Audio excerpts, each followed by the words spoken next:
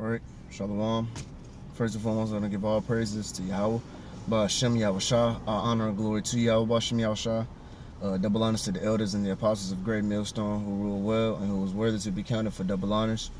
Peace and salutations to you brothers that's out there pushing this truth wholeheartedly and sincerely and for the love of the gospel.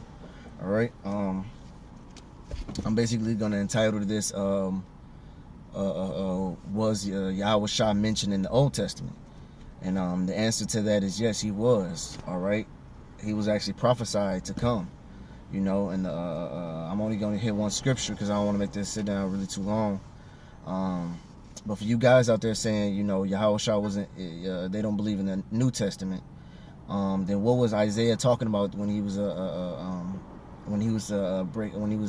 basically what was he talking about in Isaiah the 53rd chapter? All right, which I am going to read, not all of it, but mostly of it. All right, for you guys out there that saying you don't believe in the New Testament, what was Isaiah talking about when he was writing this? All right, so this is Isaiah chapter 53. I'm gonna start from 7. It says, "He was oppressed and he was afflicted, yet he opened not his mouth." It says, "He is brought as a lamb to the slaughter, and as a sheep brought forth shepherd is dumb. It says, so he opened not his mouth.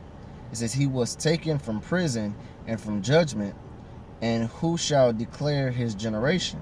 It says, for he was cut off out of the land of living. For the transgression of my people was he stricken." All right, and who's that talking about, man? You know, because once you read this, you got clear as day is this talking about Yahawashi when he was to be brought up to be crucified. All right, you know. So reading Isaiah the 53rd chapter, that's basically Yahawashi's crucifixion right there, you know. And Isaiah is in the Old Testament, you know. So who is this talking about? Who was stricken for my people? For it says what? It says for the transgression of my people was he stricken. So who was stricken for the whole nation of Israel, man? You know, who took on the burden of Israel, man? You know, and who was oppressed and afflicted, yet he opened not his mouth. You know, basically he didn't rebel against it. You know, he just basically took it. You know, who was that, man? Name one person, name one prophet in the Old Testament that did that, man. All right, because people read this and then they'll just go right past it. You know, like it's not talking about Yahawashi, man, which is clearly is talking about Yahawashi. All right, and it says, and he was made as grave with the wicked. It says, and with the rich is his death. It says, because he have done no violence, neither was any deceit in his mouth. All right, man, what wickedness did Yahawashi do? You know, like Paul said, have I become your enemy because I tell you the truth?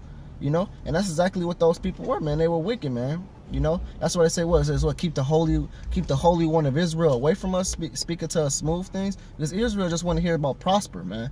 They just want to hear about how they can make it. You know, they don't want to hear. They don't want to get cussed out. They don't want to get corrected. You know, so when Yahawashi came and it was correcting them, man, they didn't want to hear that, no, man. They chose Barabbas besides Yahawashi, man. They said let his blood be upon us. You know, so they chose a murderer, a known murderer, to over the Son of God, man. All right, and it's these people you see walking up and down the street, man. Every single Israelite you see, man, they chose Barabbas besides Yahawashi, man. You know, it was only the elect that stood by Yahawashi's side, man.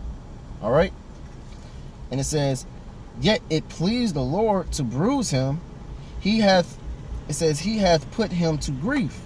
It says, when thou shalt make his soul an offer for sins, he shall see his seed. See, it says what? It pleased the Lord to bruise him, man. Who was that? That was Yahawashi. You know, it was really the Lord. It was really Yahweh bruising Yahawashi. You know, that's why when Yahawashi went to go pray, you know, Yahweh didn't answer him, but as not answer him, that was an answer. You know, saying, you know, Yahawashi was saying, you know, if it be possible, let this cup be passed from me. But no, Yahweh had plans for Yahawashi, man. He had to set up where he had to go through it. You know, so that was the Lord bruising him. Okay, so I'm basically gonna end it off at that, man. Open request to you guys that don't believe in the New Testament, man. challenge that, man. What's this talking about? You know, what's specifically this scripture's talking about?